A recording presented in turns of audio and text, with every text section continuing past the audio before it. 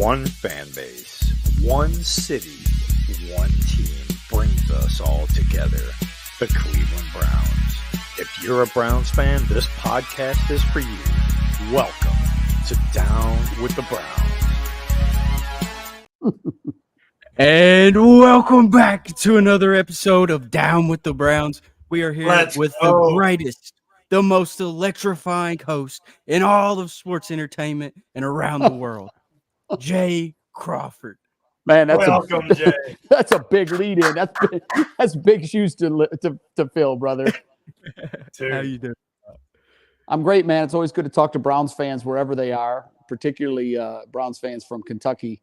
I started my career right down there in Southeast Kentucky by you guys. And the one thing that I found right away was that there were a ton of Browns fans down there. In fact, one of my really good friends who I used to call games with on WIMT, Jim Frazier, was from like Allen Central up that way in the 15th region. And he was a big Browns fan because he said growing up, there were no Bengals and the Browns were the closest pro team. So that's the team that they always saw on TV. And he became a Browns fan, and we went to a Browns game together once at the old Browns Stadium. We went to an old Broncos-Browns game after the fumble and the drive and all that nonsense. But we sat way up in the upper deck, and I learned there are a lot of Browns fans in that part of the world. So it's good to be on with you guys. Well, we appreciate you hopping on with us. It's such an honor. So Jay, what has been, you said you were growing up a Browns fan and all that. What was your favorite moment as a Browns fan? The Jets game in 1980. See, you guys are way too young to remember all this stuff. And I'm going to date myself, but in 1987, I think it was actually, the game was probably played in 1986, but it was the season that spilled into the 87 playoffs. They beat the New York Jets in double overtime, 23-20. That was the week before they lost to the Broncos, I think by the same score in overtime on the drive. That they were winning 20-13 with like a minute 51 to go, and John Elway gets the ball backed up on his own 2-yard line, and what happened next is legendary and history, and I'll never forget it. But the week before, the Browns were down 20-10. And it looked like their season was over.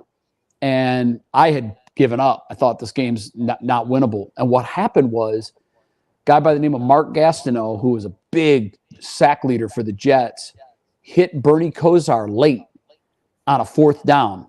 And it extended the drive. And Bernie went on to punch the drive in for a touchdown. They got the ball back. They scored on a field goal late to get it to overtime. But they scored like 10 points in under 3 minutes. And, they literally snatched a win from the jaws of defeat. And then they won that game in a double overtime. One of the best games I've seen ever in my life to this day. So that was the height of my fandom. I mean, I was early in my college career, and every play to me was life or death. And every week was life or death. And that was just a fun time to be a Browns fan. It really was. Heck yeah. Yeah, you guys got to enjoy. I know there's no Browns Super Bowls, but at least you guys got to enjoy them magical playoff runs. I know the fumble and the drive happened, but still. Those were really good teams back then. Really good football teams. They were great teams. They really were. And that was a great era in the NFL. And I've been lucky enough in my career and in my life to meet a lot of those guys that I idolized on Sundays, and Bernie and I have become very close friends. In fact, Bernie's on a podcast that we do here in Cleveland called the Ultimate Cleveland Sports Show. He's on during the football season. He's on every, I believe, Friday he comes in, or maybe Thursday. But he and I have built a very close friendship, and it's kind of surreal for me to now be acquaintances and coworkers and friends with a lot of the guys that were out there, giving their blood, sweat, and tears on Sundays in the late 80s and early 90s. That was a great era. Yeah, for sure. I mean, I always like listening to my dad tell stories about like all the just Bernie Kosar drives, Ernest Bonner, Eric Metcalf. Oh. Eric Metcalf was his dude. How old's your dad? He was born in 72, so he's 7 years younger than I am, so he's probably 51 or 52. Yeah, he was probably in high school or maybe middle school when those teams were doing their thing, but yeah, they were great teams. The sad thing is we don't have a lot of history after that. Not a lot of great history. We've got a 3-year vacant history, and then we've got a lot of losing. And then here recently we've had a couple of playoff opportunities, and it'd be fun and nice to kind of get back in that regular playoff rotation. Maybe one day we can get there. Yeah, hopefully. Yeah, I mean, the roster's there. I think the coaching's there. I mean, we got a pretty good head coach. I just hope the window's long enough to where we can find that stable foundation to get that consistency going. Yeah, that's the question. The window is, the NFL is designed really for about every 10 years or so to do a complete cycle of the talent pool. The league is set up for the good teams to not be able to stay at the top of the food chain and for the bottom feeders to not stay at the bottom. And I don't know what's more impressive to me. The fact that for 20 to 25 years, the Patriots and the Steelers have managed to stay at the top without ever having to incur any bottom cycle. The reset. Yep. Or the fact that the Browns for 20 years have lived at the bottom of that side, because the league, you have to, I don't know what's more impressive, 16-0 or 0-16. They're both really hard to do. And, that's why we've only seen one 16-0, and we've seen, I believe now 2 or 3 0-16s. I don't know if anybody will ever be able to manage that over 0-17, but yeah, it's crazy to me how, that window is supposed to stay open for a 3 to 5 year stretch. Right. And I kind of think that we're in it. To me, it felt like it opened in 20. Mm-hmm. And if that's the case, then maybe we have 2 more years of it being open. But they better strike soon because, these contracts and these players aren't going to be around forever. Hey, Christian, let me ask Jay real quick. I know we have, we're going down a road there, but Jay, what do you think as far as Deshaun Watson, 2 years in now, what do you think the time frame is in the 2024 season to where they sound the alarm bell with Deshaun? So what I mean by that is if they start slow, obviously, we'll say 2-4 to start the 24 season. Do you think that that's enough to sound the alarm bell on Deshaun Watson? No, because as we know in the NFL, every game has 2 or 3 plays. 90% of all NFL games have 2 or 3 plays that if you change the outcome, then the winner is different. Right. Most games now are 1-score games. The majority of games in the NFL are 1-score games. So the difference between good, ordinary, and extraordinary is minute. It's the devil's in the details. So let's say of those 6 games, let's say you lose one on a field goal at the end of the game that gets blocked. Okay. And you lose another on a pass interference call on 4th down that kept the drive going for the other team with a minute to go that ultimately led to the game-winning touchdown. Now, I gave you 2 different scenarios that are very plausible. And if not for those plays, 2-4 becomes 4-2. You're right. So you have to be careful to anoint a team too early because we've seen that a lot. And you have to be careful to bury a team too early because the difference is so minute and it's in the little details of plays. So I won't be ringing alarm bells at 2-4, but my eyebrows are going to be at the top of my head. Sure. And I'm going to be eyes wide open to see what happens from there. Because as you know, and we've all seen this throughout the years, the good teams, the Patriots and the Steelers, for the 2 examples I gave, those were teams who had cultures of just making the big plays in the big moment. It was in their DNA. And it came from the top of the organization and it filtered all the way down to the coach and right down to the players. So those teams felt comfortable in those close and late situations because they had the confidence. The Browns in close and late have been an abject dumpster fire. Right. So you always hear people say about it's the culture. It's the culture. It is the culture. When you win those games, they tend to happen more easily. When you lose those games, same thing. Those losses come fast and furious in those close games. There isn't an organization in sports that has suffered more debilitating, unbelievable, gut-wrenching losses than this franchise has. And that's part, the players have changed, the management has changed, but it's the culture.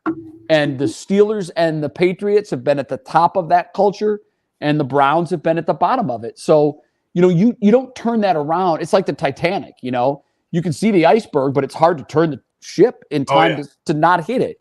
So I won't be going nuts at 2-4, but I think for me, the halfway point is when there's enough hay in the barn where you can kind of see what this team is. Yeah, that's a good point. So I won't go crazy at 2-4, but I'll go crazy at 2-6.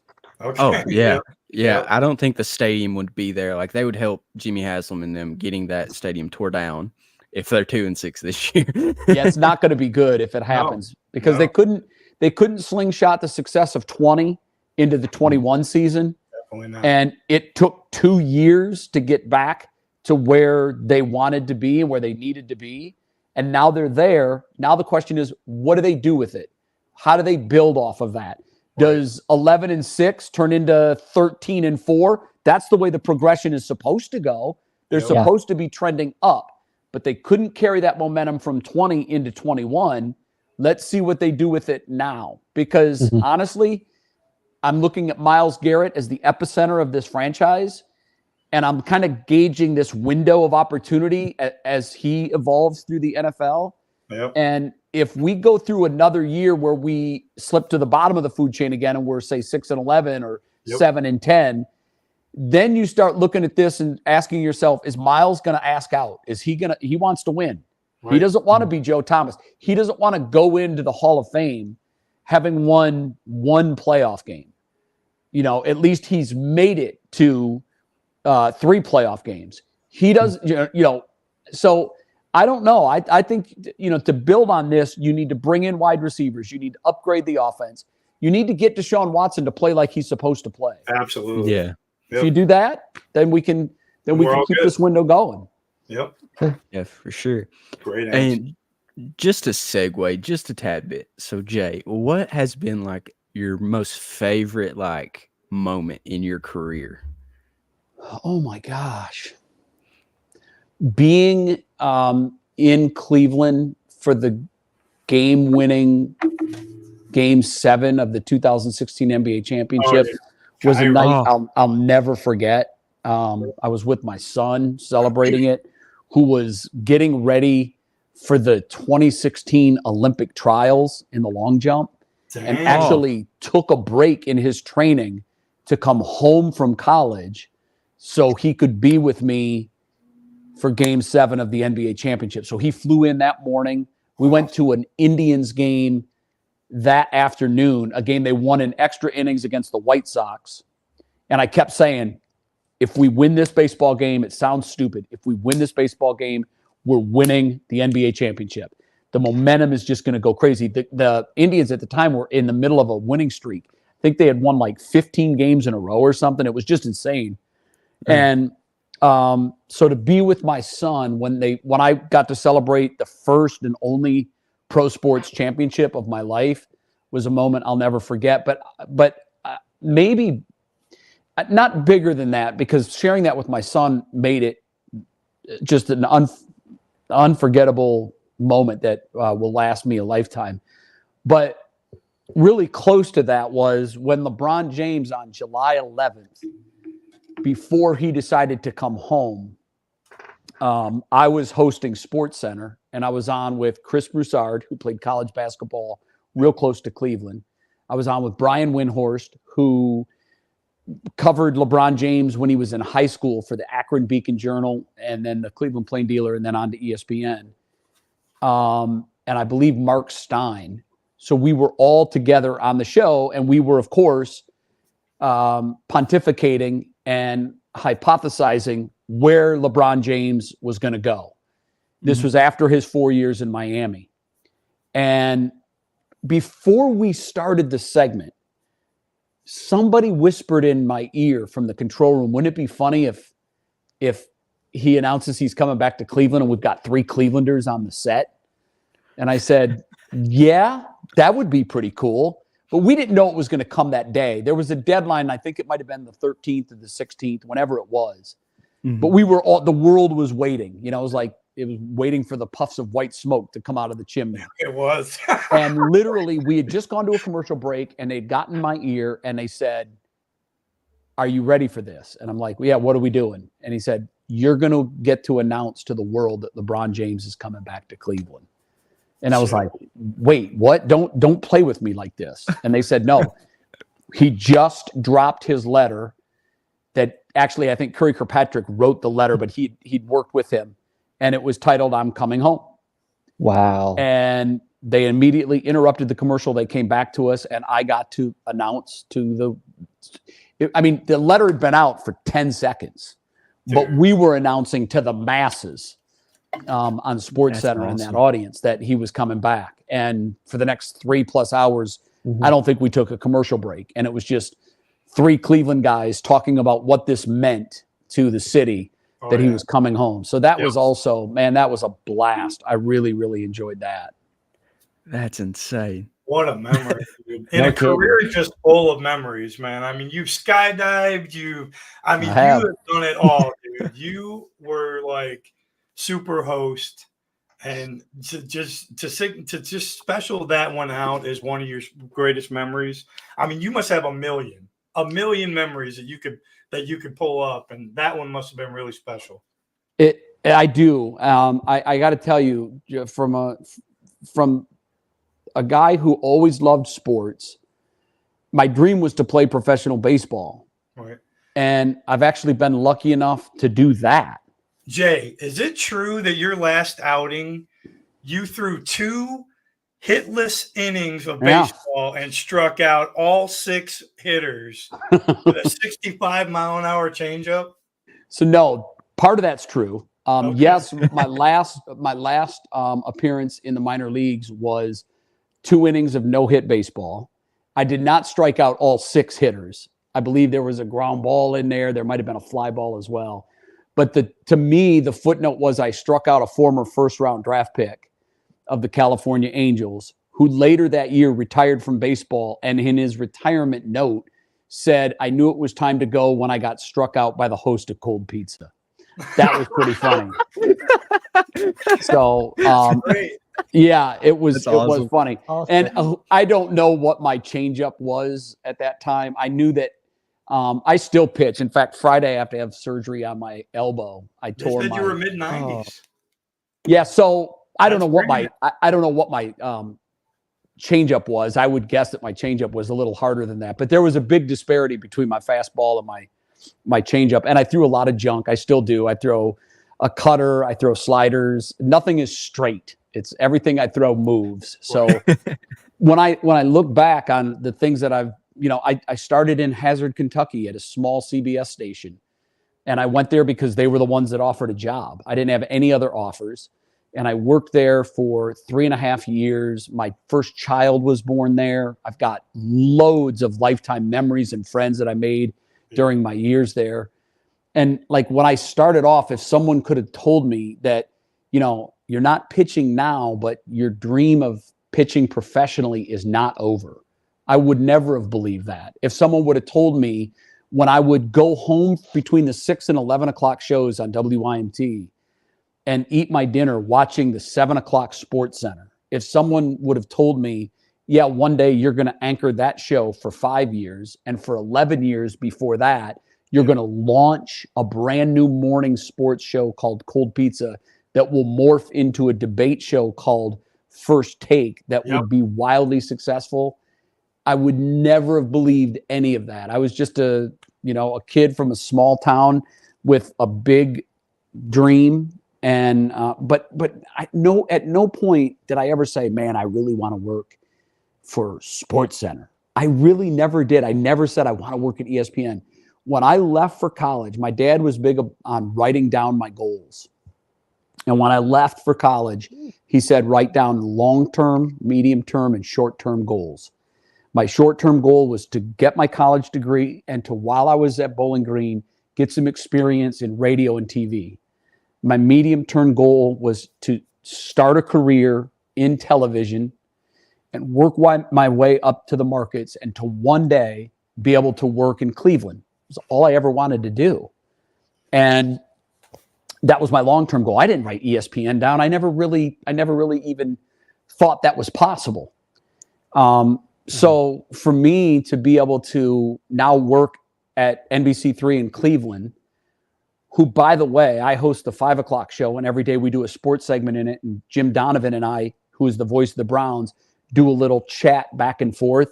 Jim Donovan was my sports casting idol.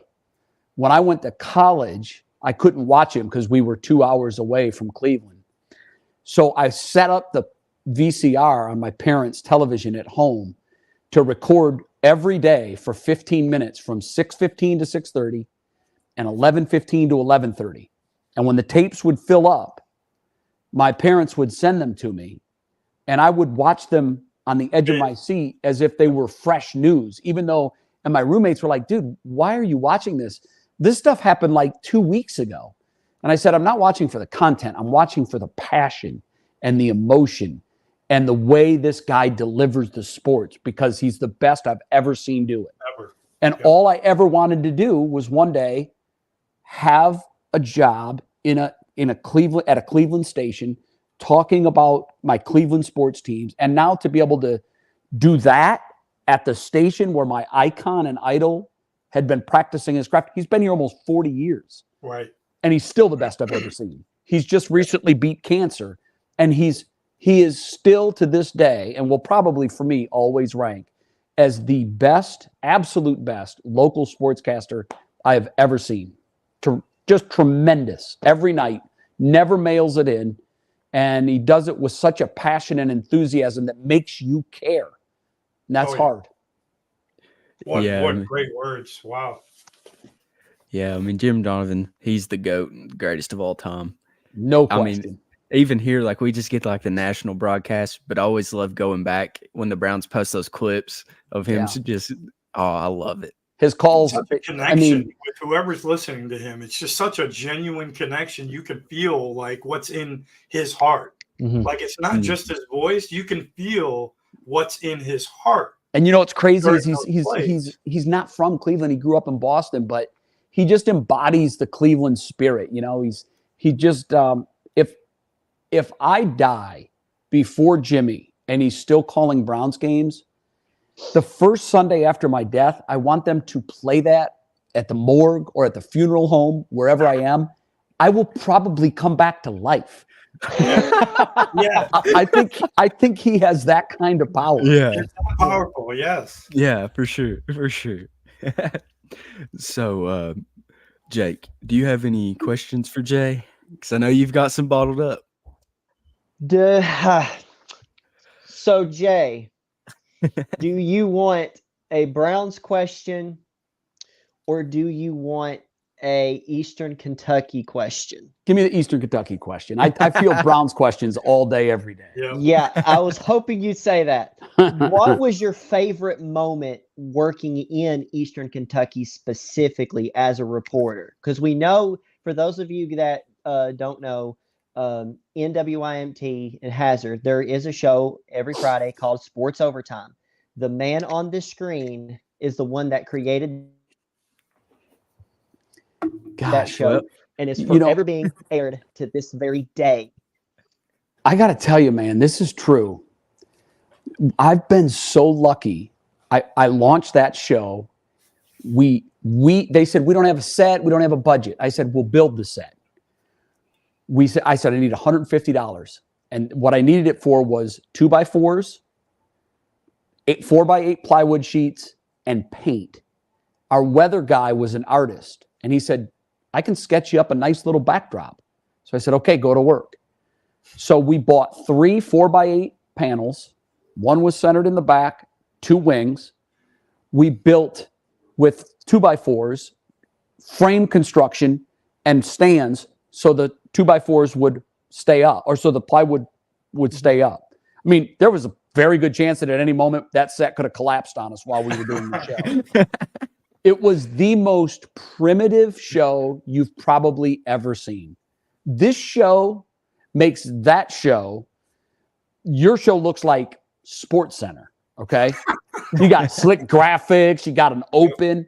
Like, we had that stuff, but I just told management, I believed in that area so much and their passion for particularly high school basketball, but they had it for football too. I said, what I want to do is a 30-minute Sports Center type show where we canvass the mountains. We had a bureau in Middlesboro and we had a bureau in Pikeville. And I said, if I can get Neil Middleton, who is now the general manager of WYMT, he was literally a news reporter when I started in 1987 at the bureau. And I said, if I can get Neil Middleton to go out and shoot 2 football games on a Friday night, and the late, great Tony Turner, who was his predecessor, he was the news director and news anchor, but at the time, he too was a bureau reporter in Middlesboro. If I can get each of those guys to go out and shoot 2 games, I'll go out and shoot 2 games.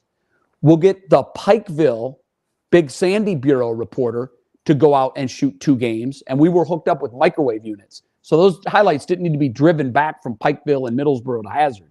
They could edit them in Middlesboro and Pikeville and then microwave them back, and we had them. I said, I can show highlights of like 8 games on a Friday night, and I can bring this whole area from the tip of far east Kentucky to the southeast corner of Pine Mountain in Middlesboro and Pikeville, or Pineville, Corbin and Whitley County and Somerset. I can bring that 150 to 200 mile geographic area that's restricted by mountains and bad highways.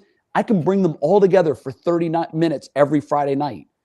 And I sold it with the same passion I'm displaying here. And my news director and general manager said, what the hell, man? What's $150? Let's give it a shot.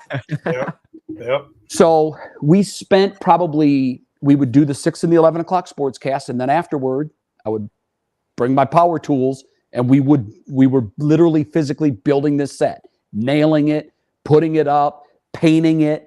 Jeff Noble painted an arena type background. Jeff Noble, God rest his soul, just passed away a couple of weeks ago, was a long time and very popular weatherman who was originally from Jackson, Kentucky. He was still writing, I believe, for the Corbin newspaper. But he painted this beautiful backdrop for our set. We picked show music. Our promotions department made a really nice, slick open. And we launched the show having no idea whether or not it would be received. But one of the things we did to really bring the area together was every Friday night, we would show these highlights for the first 2 or 3 segments. And at the end, we would do a WYMT Mountain Top 10. And we never thought it would become a big thing or controversial or whatever.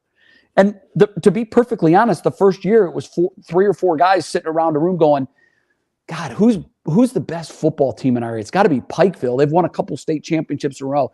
So Pikeville will be number 1. God, man, Bell County is another, Dudley Hilton, I think his name was. Yeah. Dudley Hilton, he's got his team 10-0 again. Like, he's got to be number 2. And Clay County's got this running back that's a beast. He's probably going to go Division I. They're 9-1. They're going to be number 3. And we just sort of hodgepodge put it together, not really knowing what was going to happen. You stirred up the hornet's nest. Well, what happened? Now, mind you, no social media of any kind. We started getting phone calls from coaches saying, hey, listen, I'm over here at Sheldon Clark. We're 7-2. We want to mention, So then we started giving honorable mentions just to get the and within a year, this show was a ratings blockbuster because it became appointment TV. And everybody in the mountains would tune in at Friday at 11:30. And then we carried it over into basketball season. And we would do the same thing. A WYMT Mountain Top 10. We did a WYMT Mountain Player of the Week. And we would do a nice feature on Richie Farmer. He's going to go to UK. He won 1 high school championship at Clay County. This year, they're 21-1. So what we were doing was we were doing Sports Center type coverage with a very green young sportscaster that really didn't know what the hell he was doing. But we had an enthusiastic group of photographers and people that would go out and shoot these games and edit them. A typical Friday night for me, I'd get back to the station at 10:15. I'd edit my 2 games together. I'd slam in scripts as fast as I could for the director, taking phone calls all night long. Hey, I got a final score from Allen Central. I got a final score from Belfry. I've got a final score from Paintsville. They would come in all night.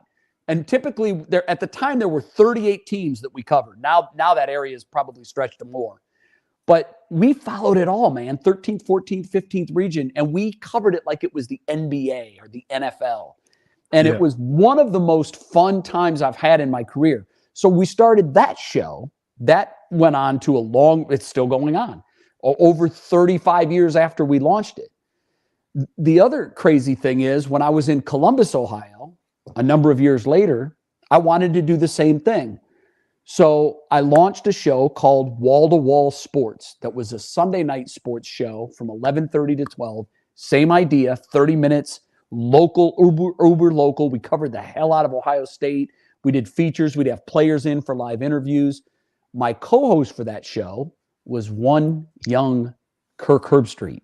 Oh, wow. And we launched that show in 1995, and that show will be going into its 30th year on the air next year. Wow. So Jay. that show is still living.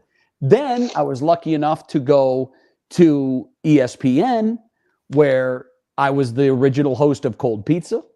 I was the original host of First Take. Yeah. And those, Cold Pizza became First Take. First Take is still on the air. Yep. And it's still going strong. So I planted all these little seeds that are oak trees, one in Hazard, one in Columbus, and one in Connecticut at ESPN. And I think that's one of the things I'm most proud of in my career is that I've launched a lot of shows that were pretty damn good because they're still around. And then I came here and was lucky enough to launch the Ultimate Cleveland Sports Show, which has done very well. And we're approaching our 2nd anniversary. And we're going very strong. We've built a really solid audience that goes far beyond Ohio. The beauty of this show is because it's YouTube, we have daily viewers from England, Australia, India. We get emails from folks all the time, and we're like, oh my God, you almost forget how far the reach can be now. But with the internet, it's global. And so, those are like 4 things that I've launched in my career that are still rock solid and going strong. And it's like I said, from for a guy who just had a dream of maybe being a TV sportscaster or throwing a little bit of baseball, like my life, I almost feel like Forrest Gump sometimes because all the things that I've been blessed to have been a part of. It's really kind of crazy. Yeah, that's awesome. Wow. I love how you mentioned Dudley Hilton because he's still coaching. No, he's not. Yeah, he's still coaching. I called the football games for Bell County. He's still at Bell County? Well, he left and then came back, and the team he coached last year went to state. They ended up losing. Where is he now? He's still in Bell. He's still Bell County lost in the state finals last year? This past year. Because so did Corbin, right? No, Corbin didn't make it that far. They lost a little early because there's a new RPI system with the Kentucky State football tournament. Yeah, they lost in the semis or to the team that won it, I think, right? Yes, and they gave them the closest game out of any other team that the state champions actually played. You asked me about memories of covering YMT sports. One of my great memories was in 1990. It may have been the 91. I'm not sure. I covered the Corbin team that lost in the state finals. They had a guy by the name of Corey Reeves on the team who went on to play tight end at University of Kentucky. He is still a friend of mine. And they also had a running back, defensive back by the name of Chuck Selvey, who's one of my best friends in life. He still lives in Corbin. He came from a family. You guys have probably heard of his uncle who scored 100 points in a game for Furman. And he was the only person, Wilt Chamberlain's the only guy that's ever done it in an NBA game. But Chuck's uncle was the only guy ever to do it in a Division I college basketball game. Oh. He scored 100 points. There were no 3-pointers. He scored his 99th and 100th point on a last-second buzzer beater from half court.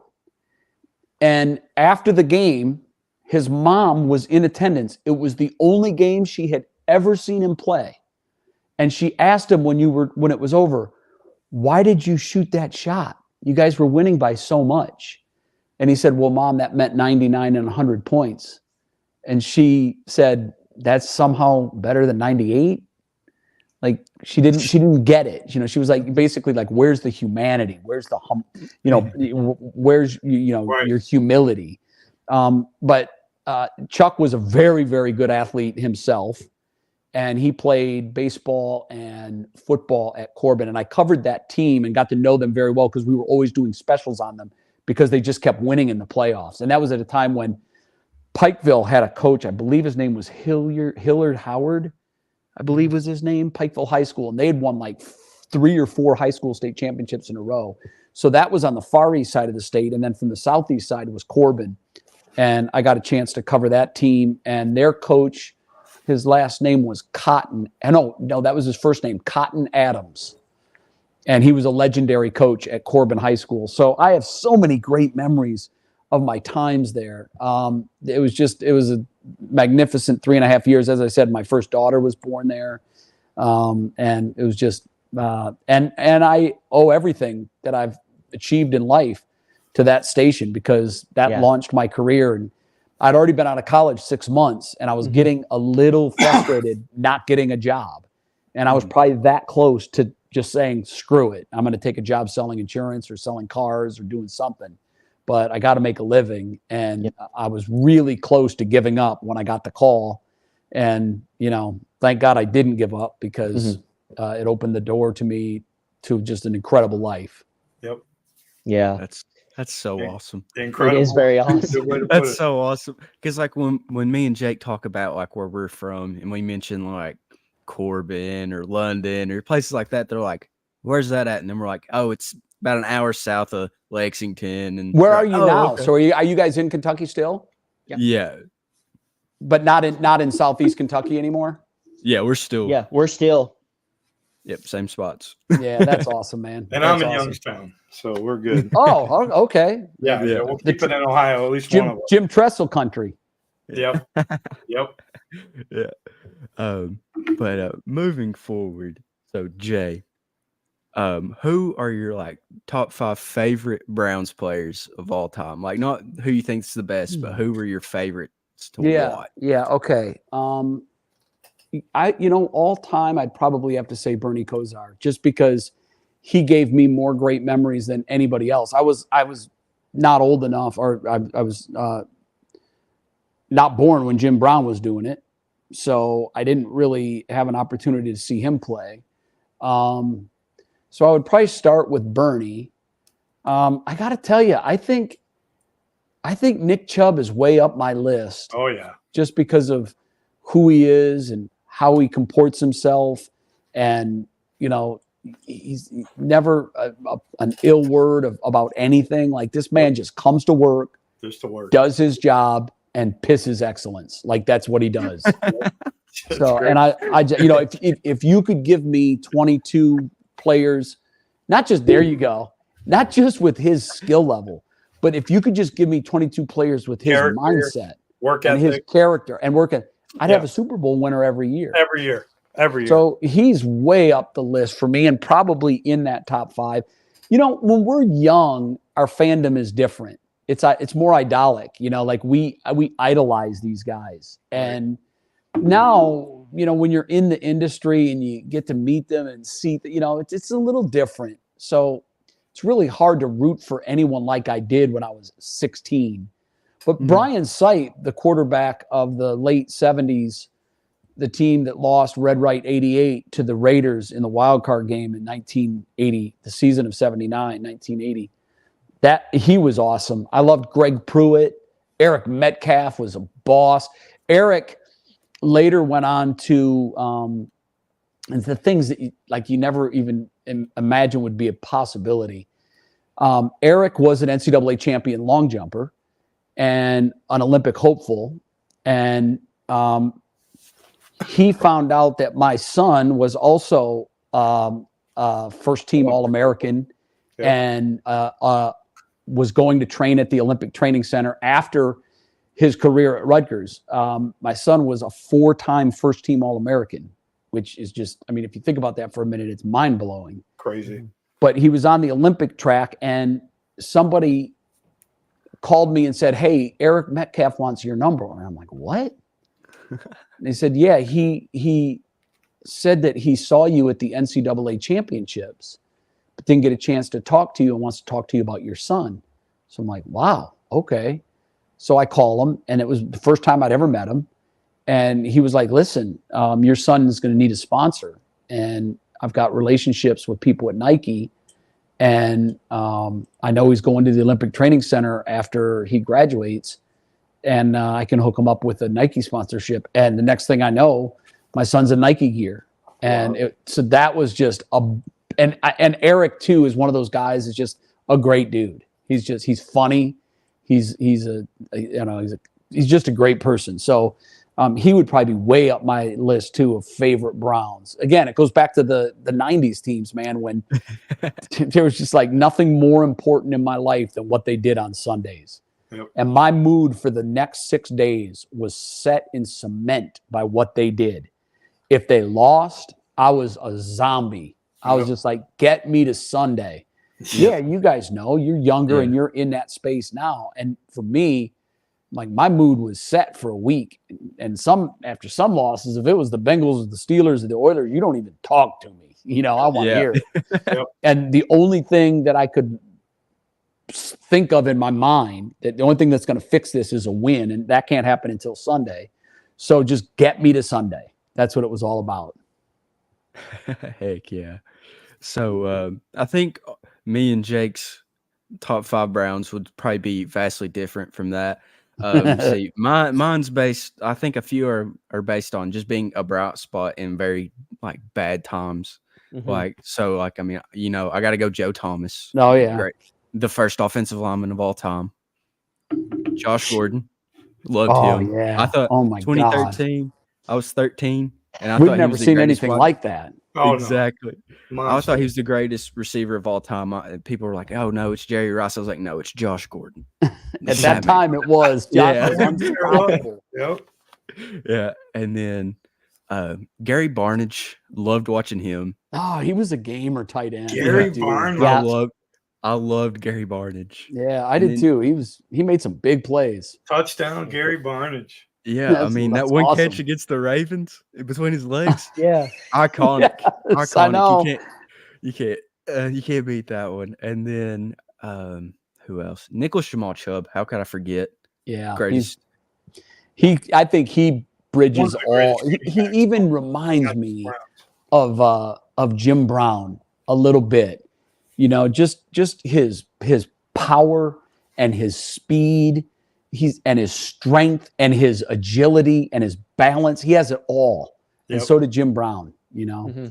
I hope he can come back from this knee. Yeah, me too. What do you think, Jay? You think if anybody can do it, Nick Chubb can? Yeah. His equivalent to me, just standing next to both men, shaking both of their hands, the feeling you get when someone wraps their hand around you, you're like, damn. Yeah. He's Adrian Peterson, and Adrian Peterson famously came back from a devastating knee injury. He did it in 8 months and ran for 2,000. And everybody was saying, the time frame for an ACL is still 9 to 12 months. He ruined it for everybody that's had an ACL. I've had 3 ACLs. Yeah. He ruined it for people because the time frame got all jacked up. Everybody was like, well, modern medicine, if he can do it, everybody can do it. No, they can't. No. It's really, really difficult to come back from an ACL. Really difficult. And what scares me about Nick is this is number 2. And they were both devastating. Go back and look at the injury that he tore his knee up on when he was in Georgia. Yep. It's the same thing. It's one that you got to turn away from the screen. You hope they don't play it again. So it is a monster of an injury to come back from. But if there is a human on the planet that can do it, I think it's him. Yep. Yeah. I can't wait for the hype videos. I can't wait for them this year because they're going to be incredible. They're coming. Yeah. I mean, it's just going to be cinema. And what I love about him is you won't hear anything You won't see social media posts. I'm in there getting that grind. I'm out here putting in that work. He's not about that. Nope. He's not about showing, it's like there's a saying, don't tell me about the labor, show me the baby. Yeah. And he's all about that. He's not going to be posting workouts. You'll see video clips that slip out because he's back at his high school and one of his teammates posts it. But you won't see him pounding his chest saying, I'm in that gym, I'm putting in that work. Look at me. All he's going to do is one Sunday in September, he's going to run through that tunnel and he's going to rush for 171 yards. And everybody's going to say, oh my God, he's done it again. Yep. He's back. And he won't, even after that, they'll interview him. And after the game, he'll look down. He won't even be able to look up at the camera.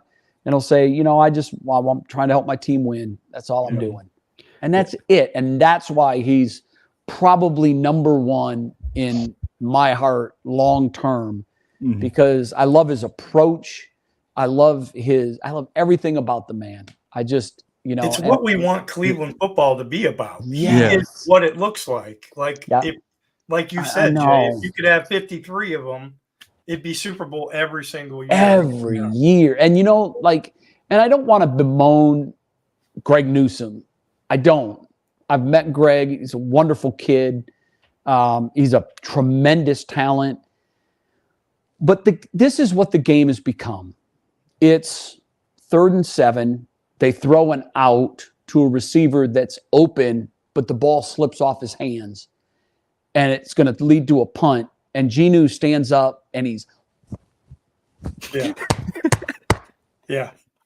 Wasn't 5 yards away from the receiver. I'm like, bro, he was open. Yeah, wide open. He beat you. He dropped the ball. Let's not have a party for ourselves or break our arm patting us on the back.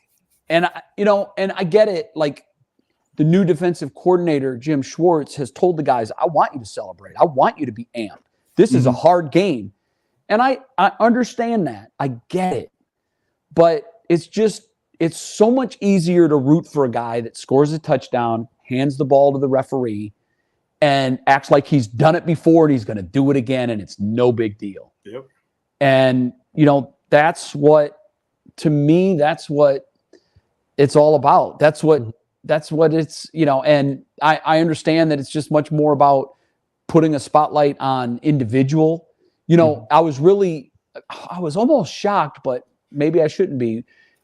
The night that Myles Garrett won the Defensive Player of the Year award, TJ Watt had this really bizarre tweet where he was like, I'm used to it.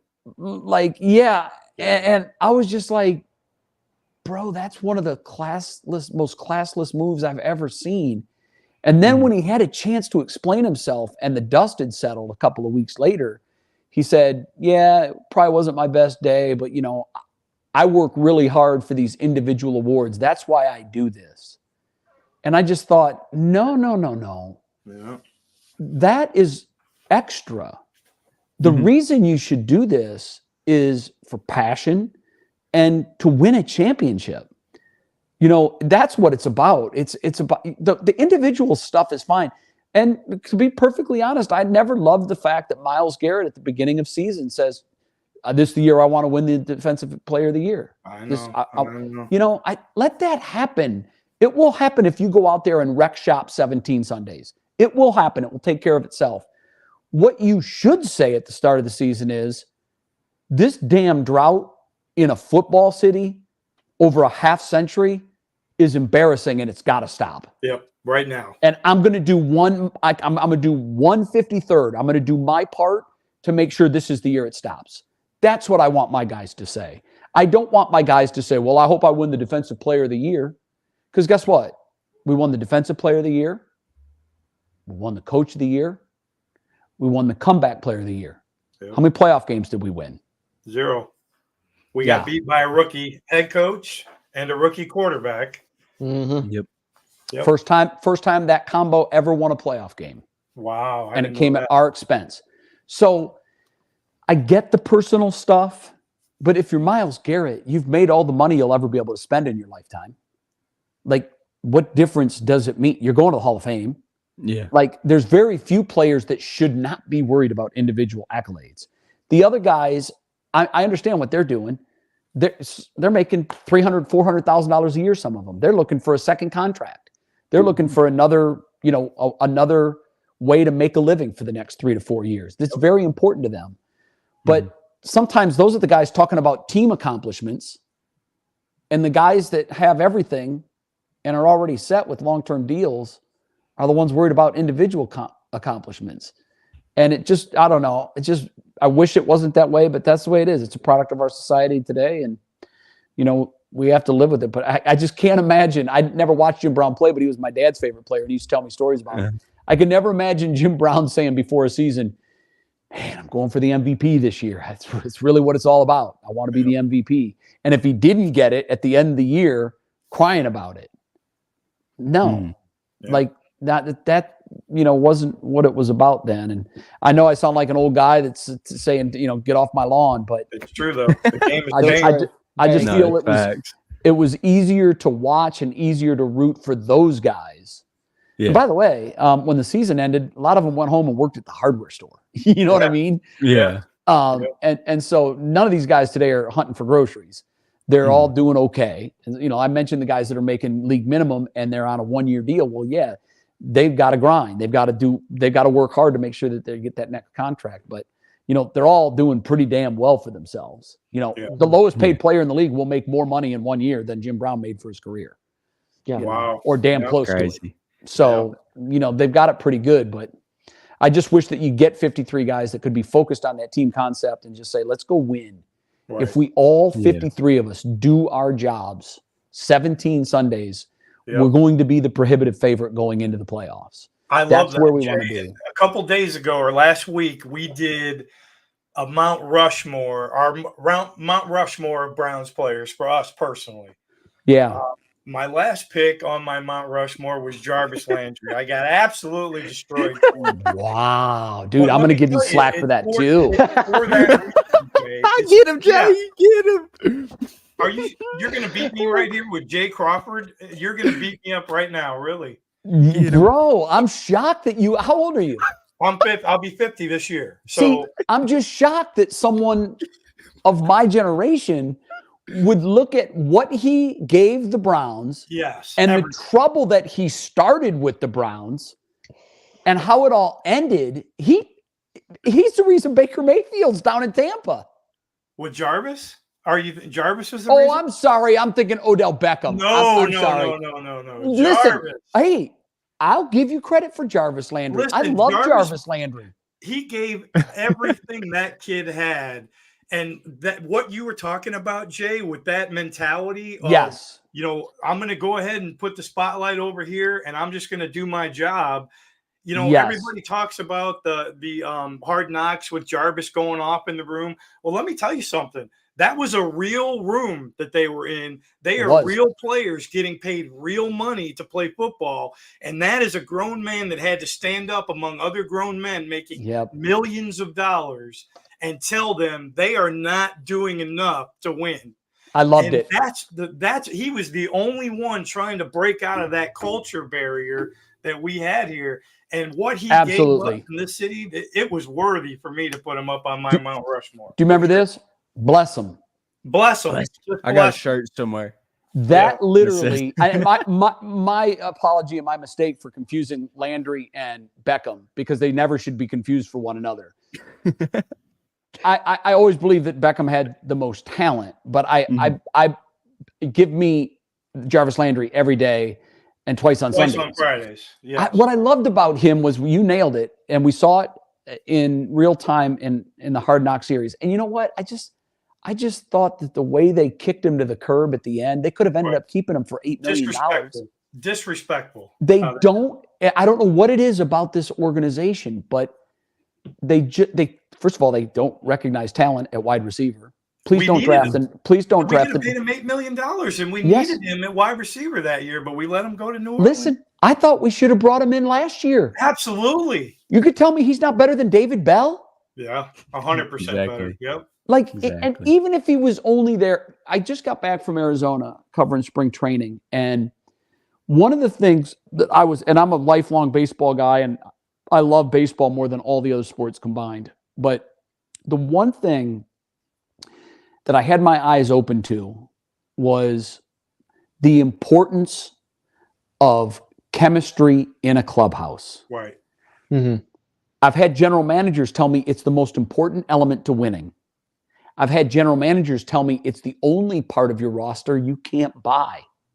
Wow. Yeah. Right. You can't force it. It happens organically. Mm-hmm. But there are some guys that are a magnet to it. They're the epicenter of the chemistry that all great teams have. And the reason I bring up the Guardians is because they made one real move this offseason. They signed Austin Hedges. And the fan base was like, and when they signed him, they said, we knew that this was going to be the first move we made. Chris Antonetti, the GM of the Guardians, said. And everybody's kind of like, wait, what? Austin Hedges? Like, that dude hits like 200. But I don't think it was by accident that he left Cleveland and went and won a World Series.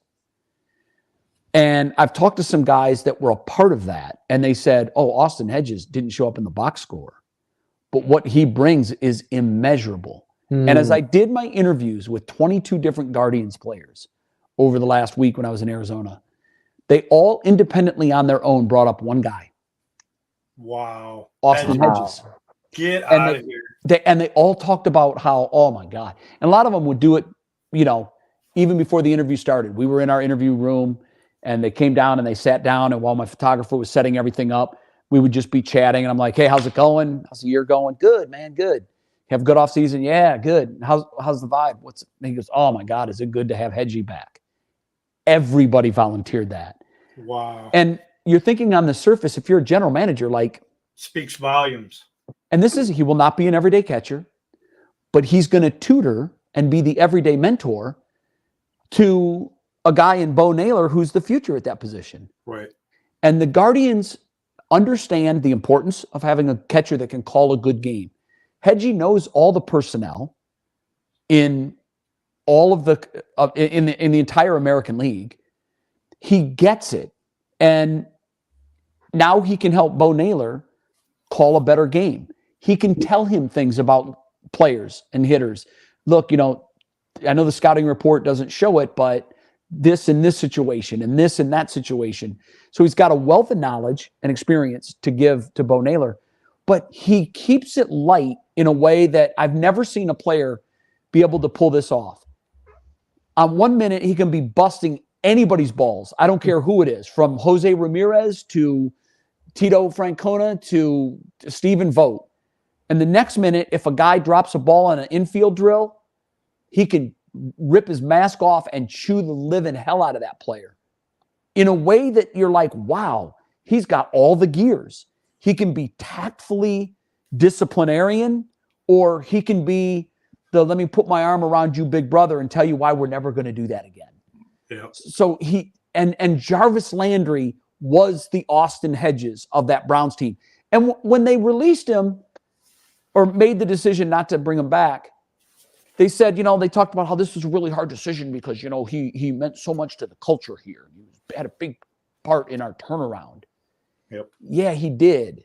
And he would have been a great guy to keep around. Instead, you went out and drafted, I don't know, who was the receiver, the speedster that's gone? Anthony Schwartz. Schwartz. Yeah. And the next year you draft David Bell. Yep. And, you're bringing in these guys that are missing big time. And you had a guy, and I know that he has been, he was off injured when he went to New Orleans, and he didn't play last year. But I was just stunned that we didn't call him back, particularly at the end of the season when our receiving core was really thin. Yep. And just for the culture, to bring him in that room, the difference that would have made in everybody's outlook. Do you think, Jay, anything? Do you think that the analytics being a bigger part of sports today, because that's what I always say is it seems like they're zapping out 100% of the emotion out of a game that's really based on emotion. You know what I mean? Yeah, you're absolutely right. Reason why they don't value those culture guys anymore? So the analytics of football tell us that the linebacker position is not important. It's not important. Right. And the Browns they've been the poster child for that movement. Mm-hmm. We don't need linebackers. You can draft them 3rd, 4th, 5th round, sign free agents, doesn't matter. Just need three warm bodies. Well, then you watch the 49ers play. Yeah. Or you watch the Texans play. Or you watch a team that values linebacking play. Yeah. And you understand right away why the analytical conclusion that you don't need top-tier linebackers is complete and utter garbage. But they don't value them. When they let Joe Schobert go, I had another NFL executive tell me that the Browns are leading the parade in not valuing linebackers. They don't value the position. They just don't. And they believe that you can throw a warm body in there and you'll be fine. And, I think that Taki's emerged as a nice talent. I really do. And I think JOK has, my God, he was the only guy that caught the plane to Houston. Yeah, exactly. And he was the only guy that earned a plane trip home. And so his career arc has been nuts. I thought he had a really good rookie year.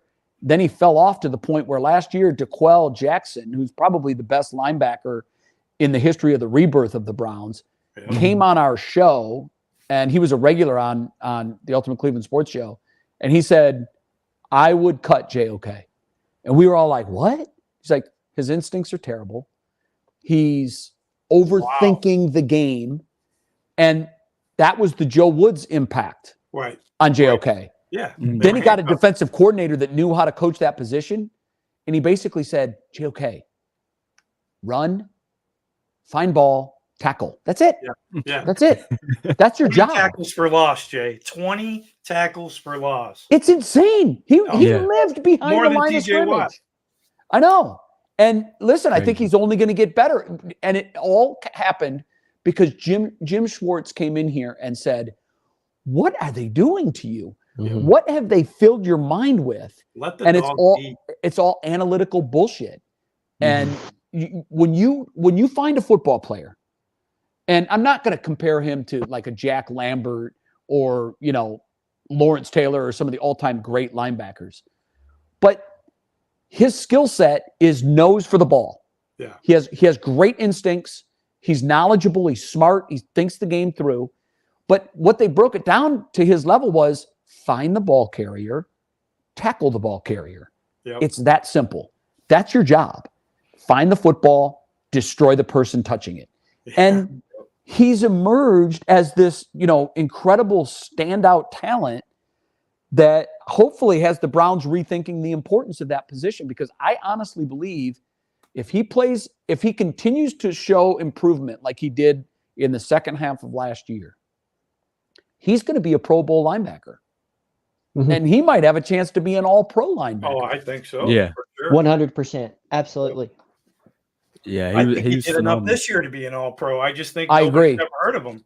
They heard of him, but he had such a fall off. Yeah, right. He disappeared. He looked like someone put a bag over his head, dumped a fifth of liquor down his throat, and told him, now go out and play football. Look what Joe Woods did to Delpit. He made Delpit a mediocre player. I know he did, which is hard to do. Yeah, that's hard to do. That kid's a stud. Definite stud. And so it's important that you have the right coaches in the right positions. They finally got that figured out. But I hate analytics on its own. I think the perfect blend is the way Andy Reid uses analytics in Kansas City and some others. They look at things, they use it. It's a very powerful tool. But if you're making all the decisions in your organization off of it, you're going to get Anthony Schwartz and David Bell in the draft. That's it. Yeah. Whatever they're doing to analyze wide receiver talent at the combine, change it because it's not working. Great point. I agree. So, got one final question. This is for everybody. I want to hear everybody's top 3. Are you guys ready for this? Ooh. Top 3 fast food restaurants. No, it's different from sports. Ooh. Cane's number 1. Oh. Open one here in Niles. Bold take. Hey, there ain't nothing wrong with Cane's. It's solid. Yep. All right, let's hear number 2. Number 2, I'm not a big fast food guy. It'll kill you, bro. Yeah. Take it from someone who's 58. If you live on that, you will not live long. But if I had to, Chick-fil-A is pretty damn good, man. Oh yeah. Yeah. Their sauce is next level. It's I don't know Lord. what they put in there, but that's next level. Pray And then over the it. third fast food restaurant. See, I'm probably going to forget some. It's Cane's. I'm going too heavy on the chicken. I think I need a burger place. You know, it's this is going to sound cliche, but it never lets you down. You know what you're going to get. And I still think they have the greatest fries on the planet is McDonald's. Like, you know, Big Mac, quarter pounder. It's so old school and cliche, but like if you're in a pinch and you need something fast, I've had probably 1,000 Big Macs in my life, and I think they've all tasted exactly identical the same. Yeah. You know, so you know what you're going to get. But Wendy's fries are pretty good too, man. Yeah. Yep. The Wendy's fries seem a little healthier. I don't know why, but you know.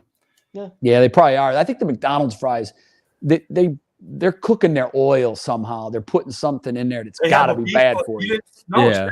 Jay, they have a beef flavoring that they make the French fries taste like the beef. Go watch it. Really? Yes. Oh, wow. I didn't know that. Yes, there is a flavoring they put on the fry to make it have a beef flavoring. Yeah, so you like it more. Yep. All right. Yeah, that's a little trickery, but it's pretty good, man. Yeah, it is. Yeah. Yep. Okay, Jake, let's hear it. Top 3. All right. Definitely Chipotle. That's my number 1. Oh, yeah, that's pretty good too. My number 2 would have to be Moe's. Because we just recently opened up a Moe's in Corbin, Jay, and we're treating it like it's the greatest place on planet Earth. Do you live in Corbin? I live about an hour from Corbin. Okay. So if there's like any basketball game, sporting event going on in Corbin, if I'm in Corbin for any reason, I'm going to Moe's. Interesting. Yeah.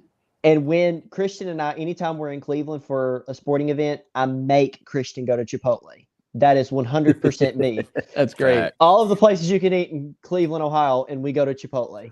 And I do that with not apologizing at all. Yeah, every time. Number 3. This is a tough one because those are usually mine to go to. Subway probably would be my 3rd. All right. Okay. Eat fresh. Yeah. Yeah. I don't think there's a company in the world that spends more on advertising. Think of who their spokespeople are. Oh, it's not Jared. Yeah. No, he's in prison. Don't drop the soap. Nope. They got Charles Barkley. They've got Steph Curry. Yep. Big. I believe for a minute they had Tom Brady. They've got. I'm missing some. That's Johnny Manziel dollars they're throwing at them.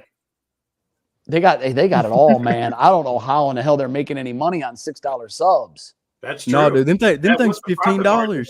Yeah, them things $15 now. They used to have $5 footlong. No, they had to pay Steph Curry.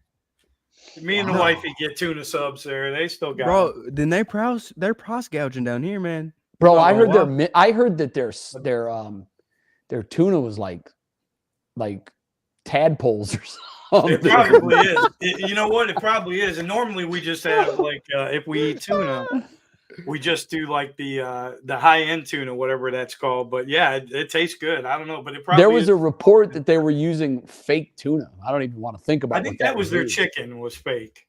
No, it was a tuna, bro. Because my wife eats it, and I remember telling her, I'm like, you better stay away from that tuna, man. Dude, I think they're dicing up tadpoles and serving it off as tuna. That is, you're right, man. Throwing a little mayonnaise in there, a couple of minnows. Yep. Hey, you won't find Subway on my top 3. You know all right. You find though? Jake, I'll go with. I didn't mean to open up that can of worms. I'm sorry, Jake. You're fine. You're fine. This is awesome. Every bit of this is great. Yeah, Jake's deleting the Subway app right now. Is Jake's never again. All right, what's your 3? Wendy's. It's pretty all around, and it's fresh, not frozen. They're like Frosties too, bro. Huh? Oh yeah, they're Frosties, man. Yeah, the Frosties are good. Great. I mean, they got a well-rounded menu. Number 2 for me, MC said it. I think I saw a comment there. Dude, I love Steak and Shake. It just goes back from my dad, way back when I was young, going to Steak and Shake and stuff. I love the steak burgers. And number 3 is going to make you vomit. But, dude, they shut them all down here in Northeast Ohio. But I love White Castles, dude. Oh, dude, I love White Castles. I'm telling you. You're asking for diarrhea. That onion jelly that they put on there. Oh, dude, I love it. Diarrhea is their mascot, actually. You have to definitely be cognizant of how much you eat for sure. But it actually comes with a side of Imodium. Oh my gosh!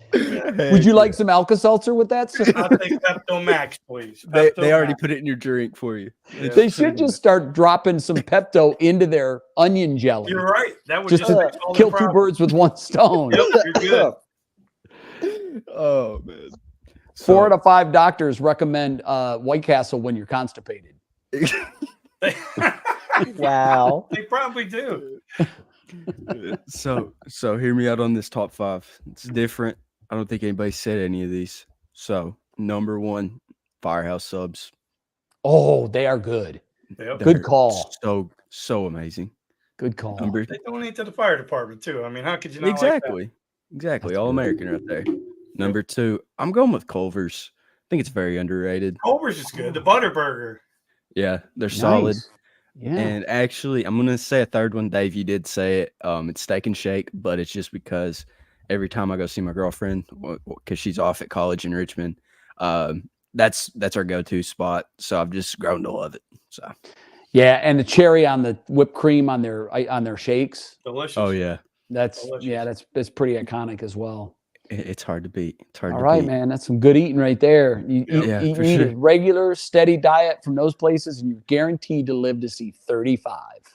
Hey, that's all we guaranteed. We'll make it count. But, anything after that is a bonus. Yeah, exactly.